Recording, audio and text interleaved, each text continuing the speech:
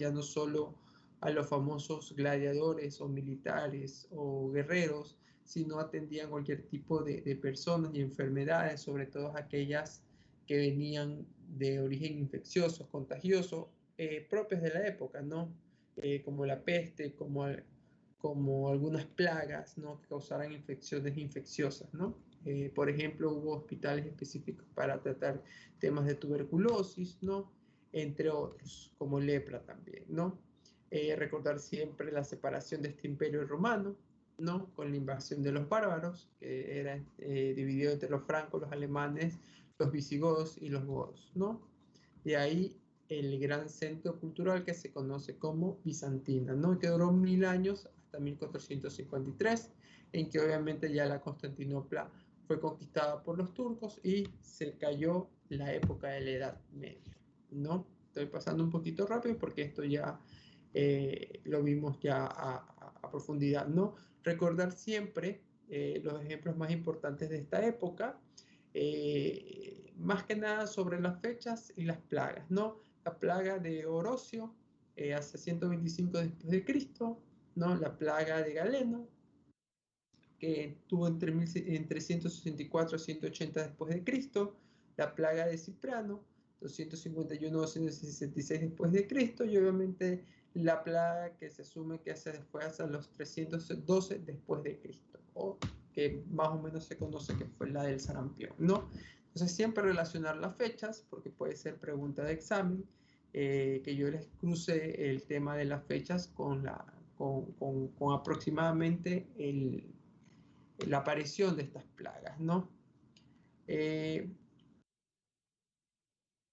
Vamos un poquito más rápido porque no.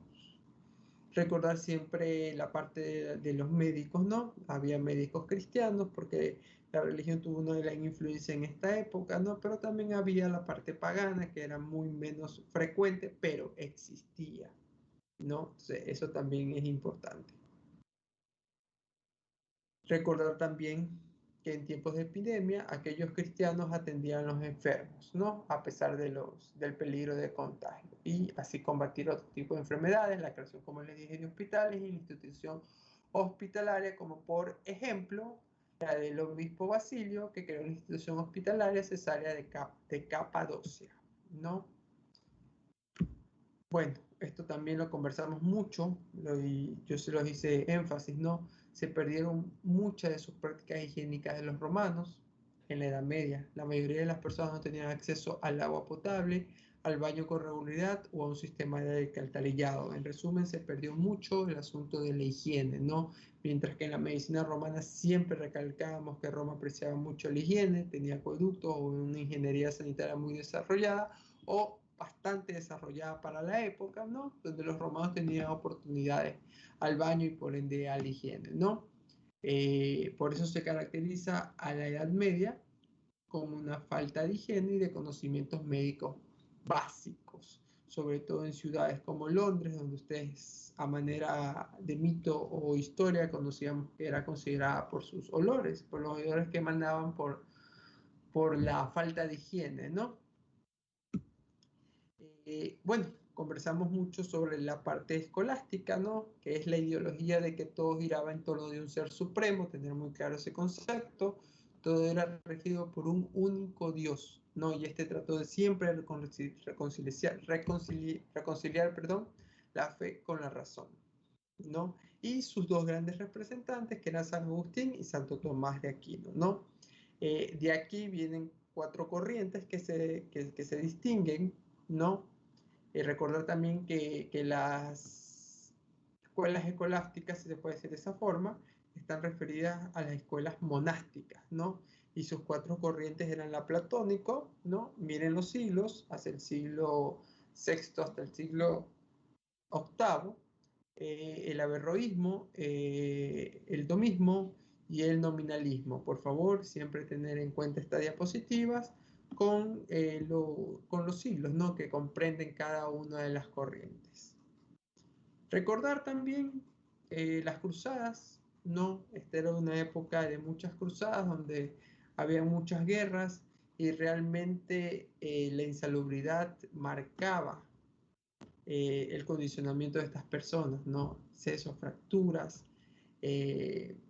reconstrucciones, amputaciones terribles realmente, cauterizaciones a bases de brea y de otras sustancias mucho más que uno no se imagina, ¿no? Bueno, tenemos muy claro que Galeno estableció mucho las bases de esto, ¿no?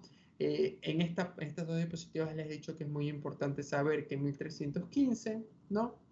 Se desarrolló la primera disección pública para alumnos y espectadores. En 1316 se publicó el libro Disecciones Anatómicas a través de escritos árabes, aunque no fue de buena calidad, ¿no?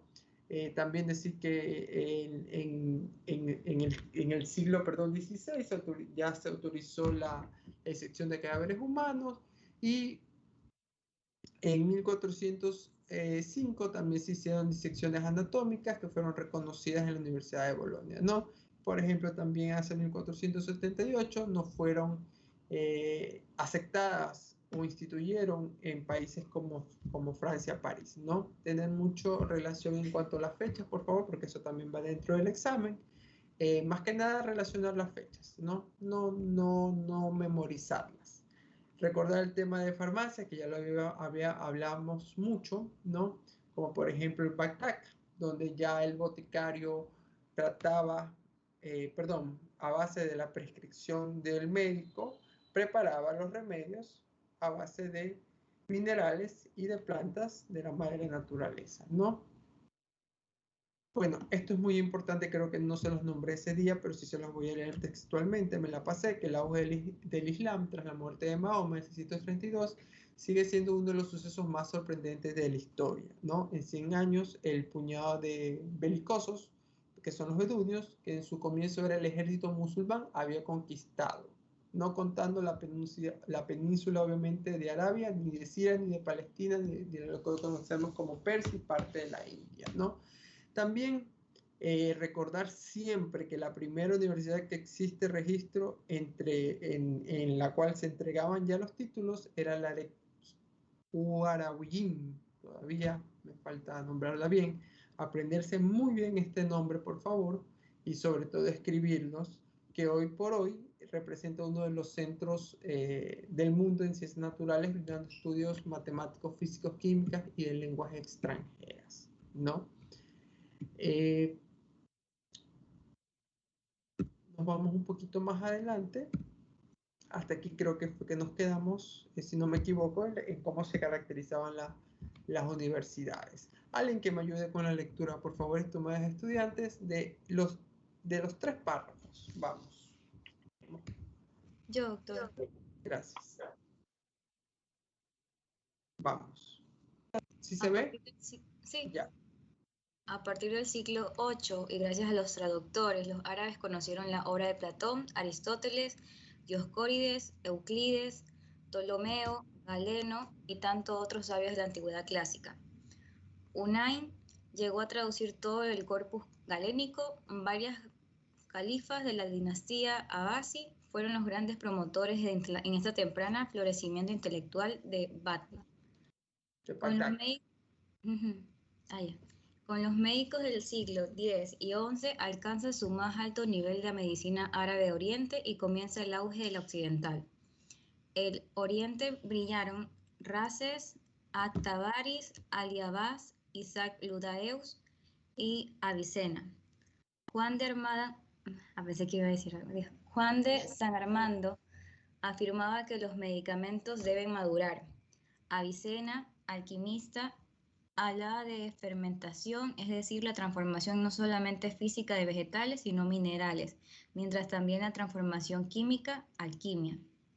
Perfecto, bueno, creo que sí están claros los 3 párrafos, sobre todo aquí ya hablamos del tema de fermentación, ¿no? Que no solo la transformación de los vegetales, sino también de los minerales para la transformación de sustancias químicas, ¿no?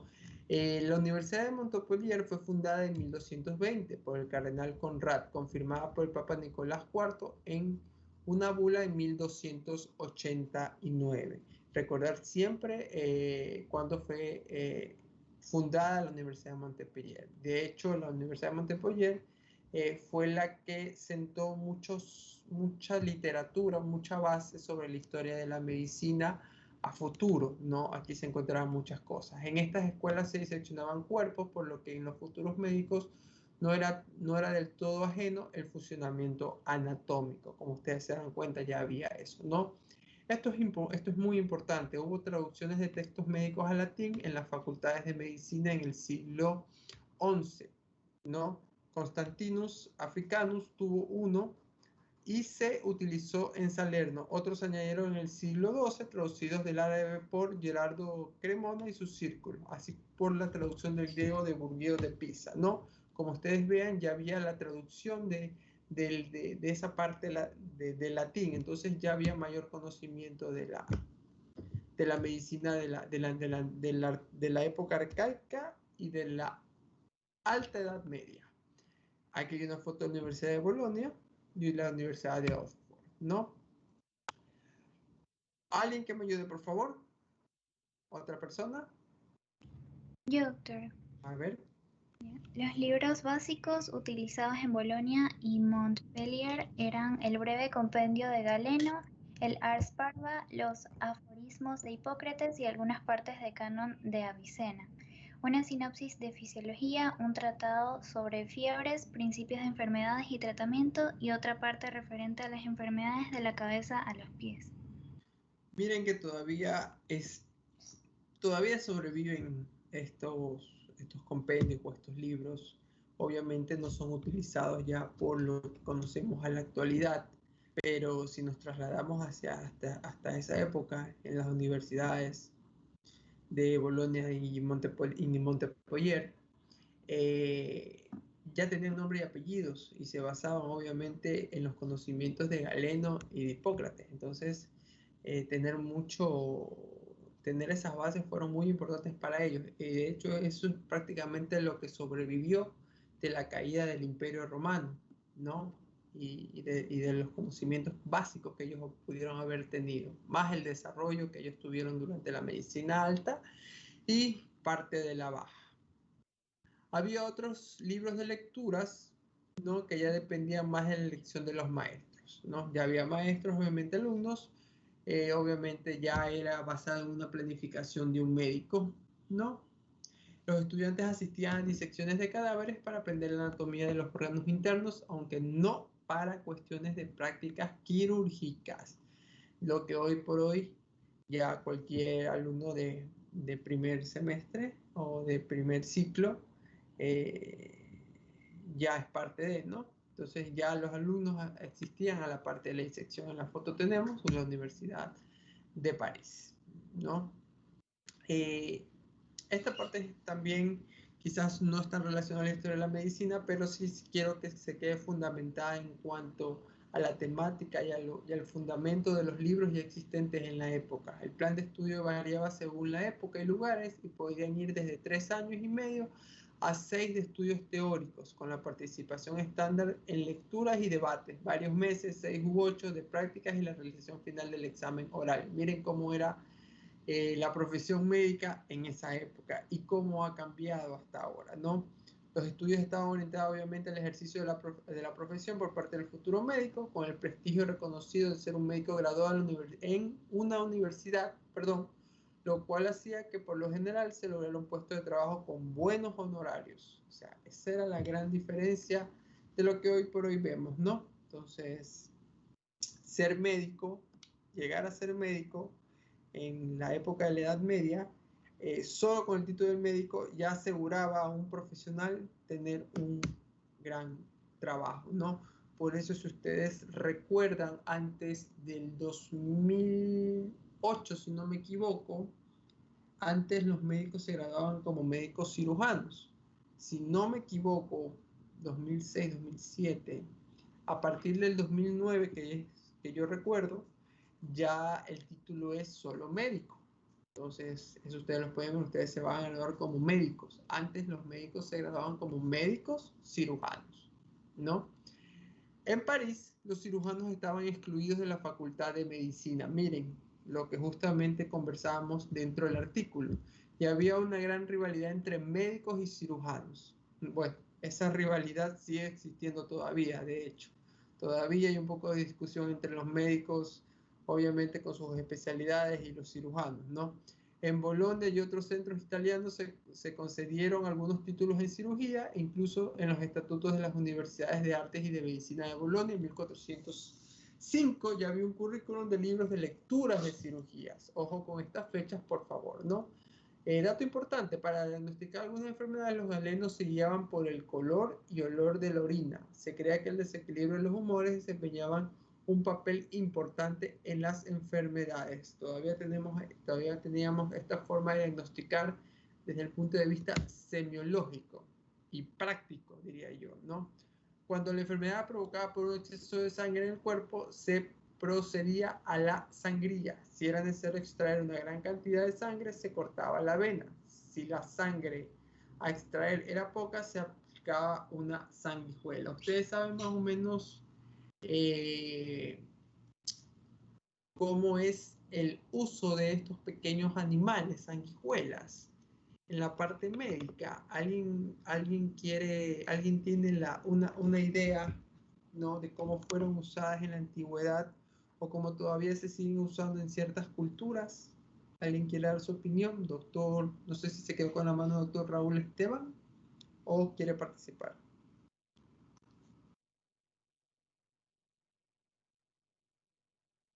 No, se quedó con la mano alzada. Doctora Carla.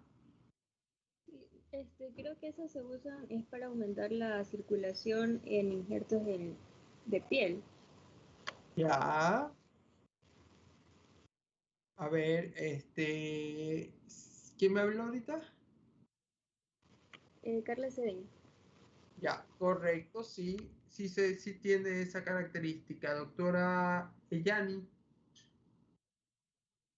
En la Edad Media lo utilizaban para dolores reumáticos también. Correcto. ¿Por qué los dolores reumáticos?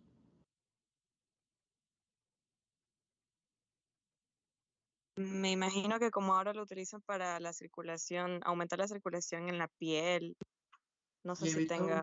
evitaban mucho los espasmos musculares también. Justamente por esa era el tema. Por favor, pónganle calificación a la actuación a las dos personas que me actuaron. Sí, qué bueno que tengan esa idea, ¿no? Bueno, las cirugías estaban reservadas a los barberos, que también se los conocían como cirujanos, y no a los médicos capacitados. Había, como ya les dije, había una guerra frecuente, lo que provocó una gran demanda de estos profesionales, y sorprendentemente se hicieron algunos avances en este campo, ¿no? Se usaba el vino ya como un antiséptico y sustancias naturales, a base de mandragora, a base de opio y a base de cícuta como anestésicos, ¿no? También operaban úlceras faciales e incluso cataratas en los ojos, pero aún no sabían que la suciedad acarreaba la enfermedad y muchas heridas causaban la muerte por hemorragia, shock e infección. Bueno, entramos al mundo de las epidemias. Perdón, alguien está en sala de espera. Déjenme ver quién está. Ya. Listo. Bueno, vamos a hacer un poquito de lectura. ¿Quién me ayuda, por favor, leyendo la parte de las epidemias? Yo, doctor. Yo, doctor. A ver, vamos con el doctor que dijo yo primero. Bueno, las epidemias propiciaron la decadencia del Imperio Romano. Había epidemias de escarlatina, de sarampión y de disentería. Disentería, sí. Una de las más graves fue la del año 79 después de Cristo, contemporánea de la destrucción de las ciudades de Pompeya y Herculano. Después, en 125 después de Cristo, se presentó la famosa peste de Orocio.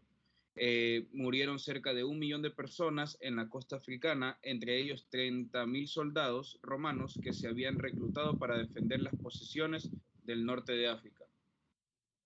Perfecto, doctor. Miren cómo ya comenzamos a tocar el tema de las epidemias de la época. Ejemplos y fechas importantes. Doctora, la que iba a leer, por favor, ayúdenos con estos 4 párrafos muy importantes. Listo, doctor. Dice, pero el mayor desafío para la medicina medieval fue la peste bubónica, que se dio en 1347, que en algunas zonas mató hasta el 90% de la población. Los tratamientos fueron la oración, las hierbas medicinales y recetas para limpiar el aire de miasma o veneno. La peste fue considerada un castigo de Dios.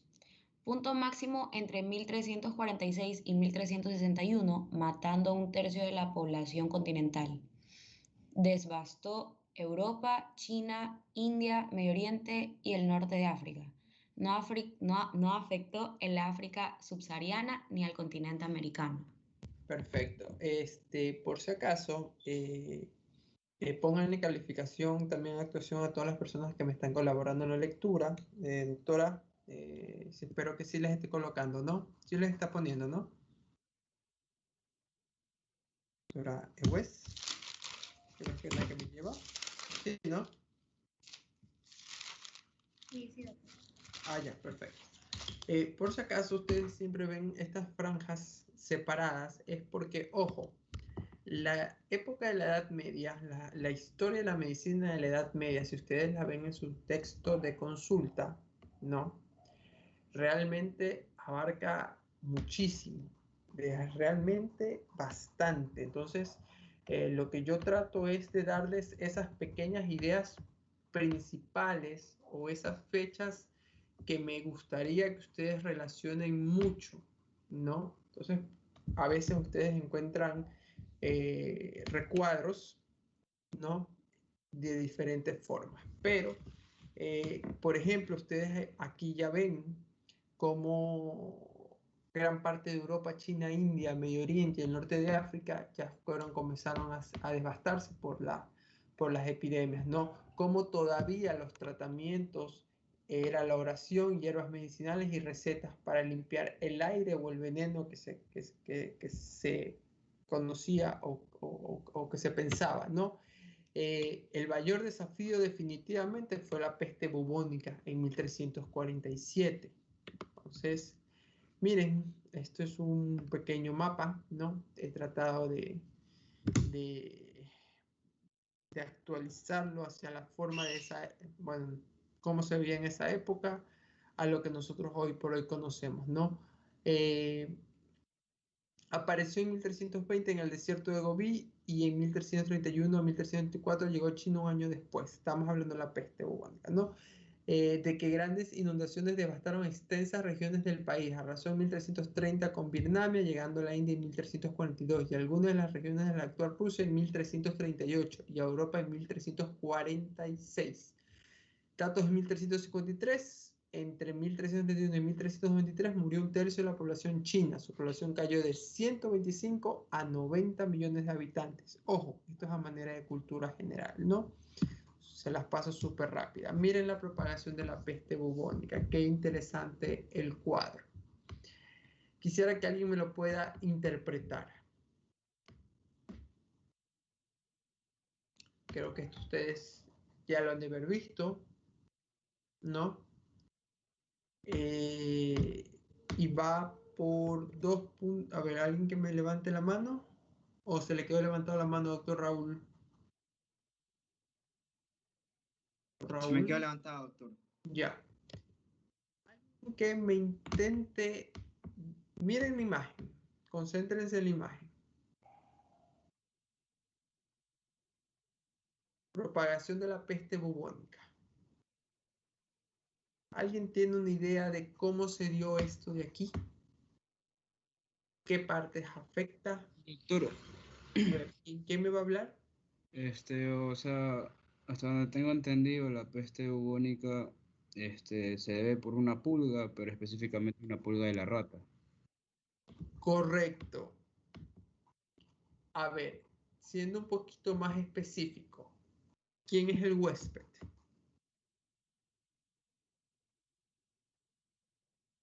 Los roedores. Correcto. Perfecto. Por favor, vayan diciendo nombre y apellido, ¿no?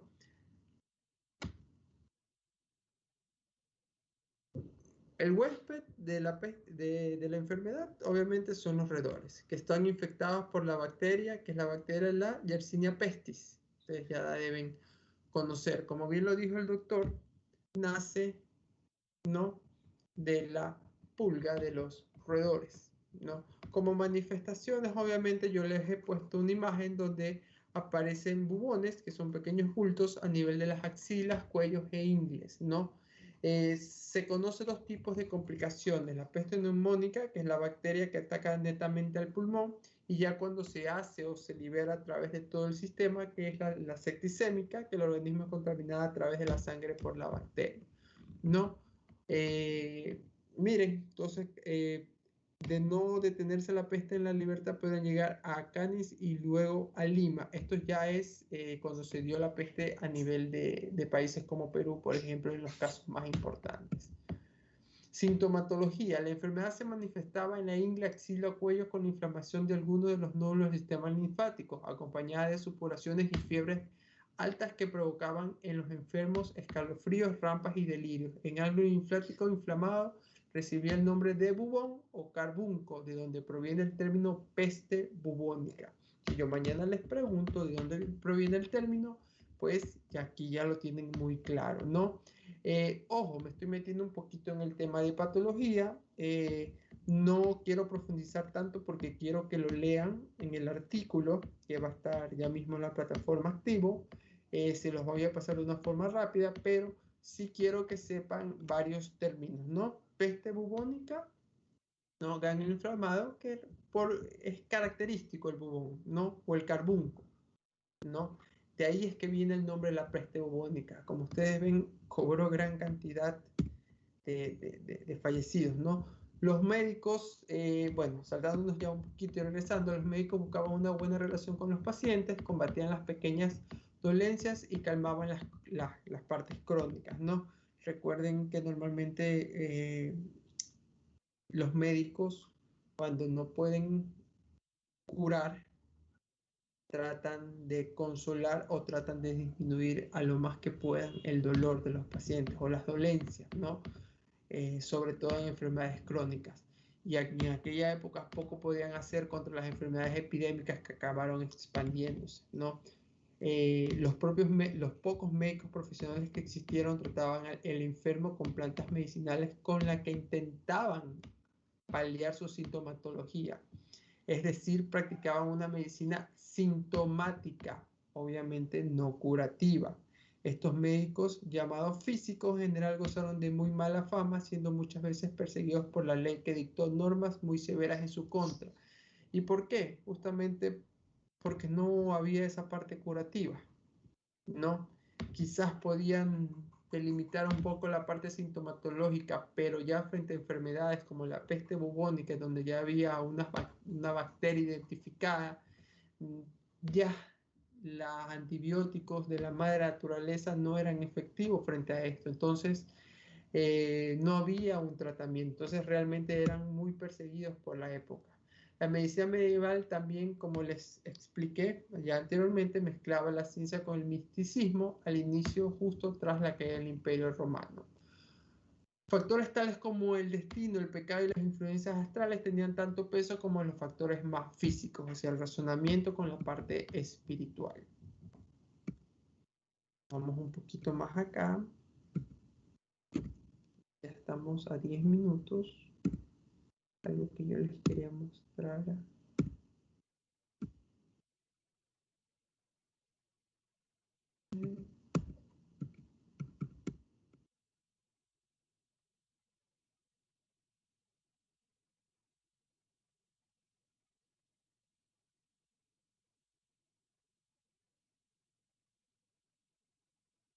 Donde yo ya les voy a buscar la diapositiva donde están las universidades más reconocidas y el tiempo en que fueron apareciendo.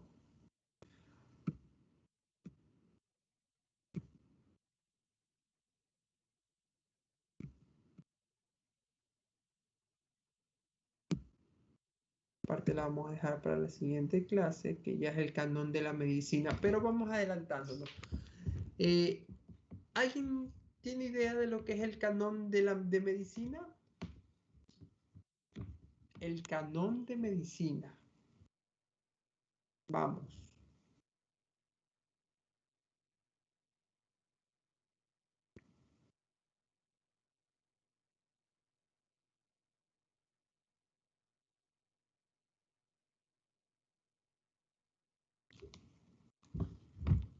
¿Es una enciclopedia médica, doctor? Correcto, es una enciclopedia médica. ¿De qué origen? De origen árabe, doctor. Correcto, de origen musulmán. ¿Cuáles fueron los doctores que me hablaron? Kevin Leones. Perfecto, correcto, doctor Kevin.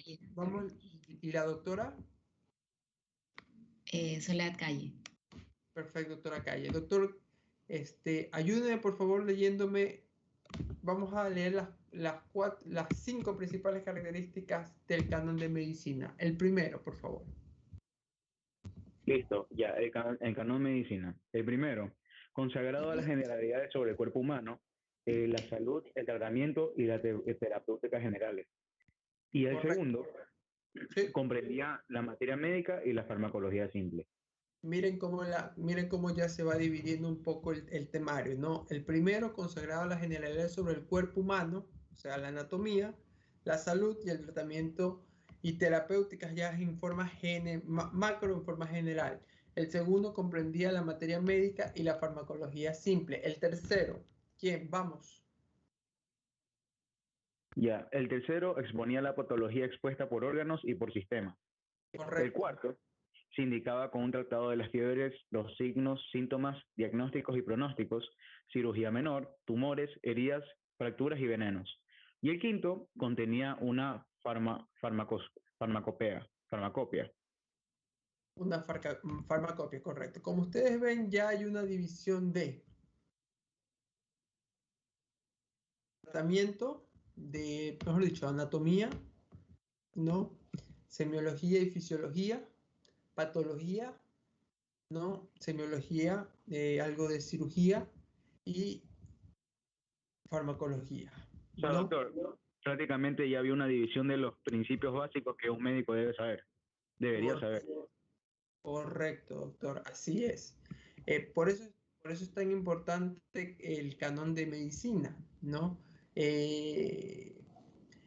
No les quiero todavía profundizar porque lo vamos a ver en las clases prosiguientes y también está en el artículo porque quiero que ustedes mismos me lo digan a base de la lectura, porque si yo les voy dando las ideas, siento que me van a poner las mismas ideas que quiero que ustedes mismos exploten, pero sí, por favor, mucha importancia en el canon. Algo para terminar, que el mayor hospital conocido de la época se encontraba por si acaso en el Cairo, ¿no? De la época. Al-Mansur, recinto hospitalario fundado en 1283, se encontraba ya dividido en salas de especialidades médicas al modo actual. Contaba con una sección de dietéticas coordinada con la cocina del hospital, una sala para pacientes externas, sala de conferencias y biblioteca. Entonces, queridos estudiantes, en estos pocos minutos que nos quedan, por favor, quedar muy claro en el tema de la Edad Media, recordar que la Edad Media tiene una parte de Edad Media alta, ¿no? Y una parte de Edad Media baja, recordar entre qué siglos comprende, recordar también, perdón un ratito, recordar también, y estoy viendo por si acaso el banco de preguntas para que más o menos se guíen. Recordar siempre las plagas que se dieron más importantes en esta época y relacionadas con qué año, ¿no?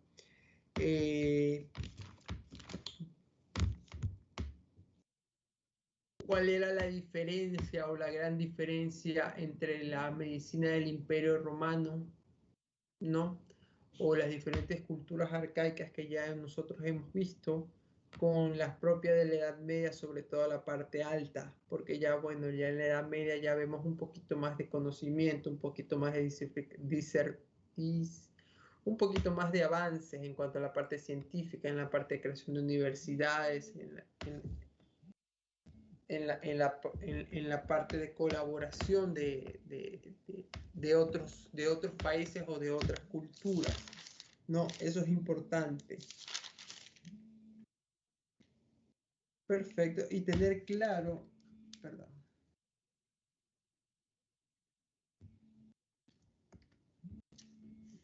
Y tener muy claro el concepto de medicina en la Edad Media. Bueno, antes de entrar al foro quisiera saber si tienen alguna duda durante esta época, porque en la siguiente clase voy a profundizar un poco más.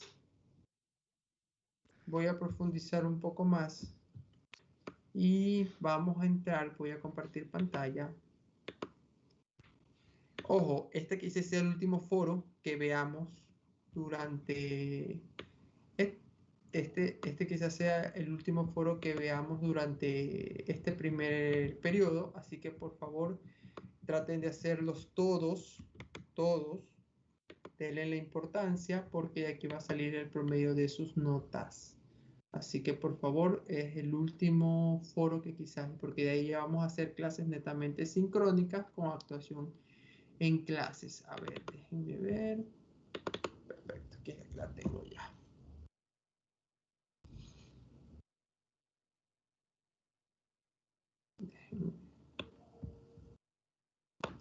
Igual me pueden ir haciendo alguna pregunta, duda que tengan sobre el foro, sobre el tema de la medicina de la Edad Media.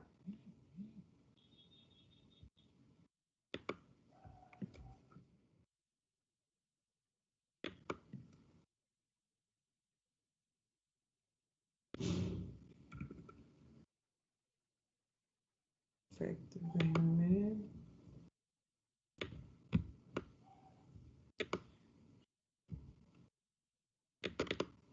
Listo. Bueno, hasta ahora, para ubicarnos un poquito en tiempo y espacio, estimados doctores, hemos visto lo que es la medicina primitiva de los cuerpos arcaicos, ¿no? Netamente ya vimos la medicina arcaica, la medicina griega, hemos visto un poquito de la medicina pre-hipocrática, hipocrática, hemos ya visto autores como Galeno, Aristóteles, Hipócrates, ¿no? Actualmente estamos en la medicina de la Edad Media alta y baja. Obviamente la medicina galénica la hemos tocado, las pestes y las enfermedades que las vamos a ver mucho más desarrolladas en el artículo que vamos a ver hoy, y las primeras universidades. Entonces, con esto cerramos el cuadro de las primeras clases, ¿no? De posterior a esto vamos a comenzar a ver otra era importante que es el Renacimiento, ¿no? Que está dentro todavía de la Edad Media, pero ya como tema de Renacimiento. Medicina del Barroco, medicina de la Ilustración, medicina del positivismo y del neopositivismo, ¿no? Las veremos un poquito rápido por tiempo, aunque así con ustedes estoy un poquito atrasados por el feriado, ¿no? Y con eso vamos a terminar el primer parcial, que será, creo, si no me equivoco, en cuatro semanitas más. Entonces, ¿alguna pregunta que tengan durante el tema de la Edad Media? Cuéntenme. ¿Todo está claro? ¿Están seguros? Les voy a hacer también una lección antes de, quizás sea aquí a la próxima clase. Netamente las preguntas van a salir del material que está en las plataformas, por si acaso, ¿sí? Para que no tengan mayor dificultad, ¿no? Y por ahí algunos de los artículos, aunque a mí más me interesan los artículos, es que ustedes los lean, los comprendan y los relacionen con los que vemos en clases, ¿sí? Doctor. Bueno, doctor. Sí. ¿Quién me está hablando? Una pregunta. Cuénteme. Sobre el foro de ahorita. Tenemos que sacar también 10 ideas principales de todo el texto. La misma mecánica. La misma mecánica, doctores. Pueden hacer 10 ideas a 20 ideas relevantes de lo que ustedes vean. Siempre les voy a aconsejar, por favor, traten de ser más de 10, porque ya el fin de semana me tomé el tiempo para leer cada una y bueno, algunos no tienen una calificación de 10, tampoco hay notas malas, soy muy sincero, pero este ciclo se caracteriza mucho por tener muy buenas notas y apreciaciones. Hay otros compañeros que por A o B motivo no han podido realizar el foro a pesar del tiempo que se les dio, que es bastante ampliado. Entonces les baja bastante el promedio, ¿no? Entonces la intención de los foros, aparte de reforzar lo aprendido en clases, es justamente que su promedio no baje o no se vea afectado, ¿no? Más las actuaciones en clases, que quizás la próxima semana ya las comencemos a promediar para que ustedes ya tengan una idea breve de cómo van de forma personal. Igual cuando yo califico sí les está llegando la nota del foro, ¿no? ¿Les está llegando la nota? No, Sí, doctor. doctor. A mí no me sale la nota del foro. Bueno, en casos personales me avisan por favor a través del representante del curso para enviarles. Ojo, la primera la presenté porque todos tenían 10. De ahí, como hay algunas notas que no tienen 10, tienen 9, tienen 8, obviamente no las voy a hacer públicas, ¿no? Sino que yo las envío de forma privada, pero según yo en el sistema sí las estoy enviando. Por favor, vuelvan a entrar y vuelvan a revisar por si acaso. Y si no tienen la nota, con toda tranquilidad me preguntan si quieren a través de la presidenta del curso o me escriben por interno y yo apenas pueda esté en el sistema, yo se las pueda dar su nota, ¿no? Pero concéntrense en este de aquí que ya debe estar abierto. Yo voy a estar conectado contestando cualquier duda hasta la hora de terminación de la clase, que es 4 p.m., ¿sí? Así que no se vayan a salir sin más preámbulos. ¿Por qué? ¿Por qué no se vayan a salir a pesar de ser una hora sincrónica? Porque puede haber dudas y preguntas en cuanto al tema del foro, ¿no? Y cualquier duda o pregunta en las ideas que ustedes quieran tener, quiero aportarles o apoyarles para que no pongan de forma errónea la idea. Entonces, quiero ser esa parte de apoyo en ustedes, ¿sí? Entonces, por favor, aprovechemos esta hora para leer el artículo y cualquier duda me la hacen saber. Simplemente muteamos y apagamos las cámaras para que lo hagan de forma tranquila, ¿sí? Y a las 4 en punto, pregunto, ¿ingresó alguien de los que tomé lista? A ver. Sí, doctor Ortega. A ver, déjenme ver. Calle Plaza María Soledad. Presente, doctor. Ya, casi le pongo falta. Ortega Herrera también. Y llegó Rodríguez Guevara Juan Sebastián. Rodríguez Guevara. ¿No? Bueno, me hace falta el señor Rodríguez Guevara Juan Sebastián, por favor.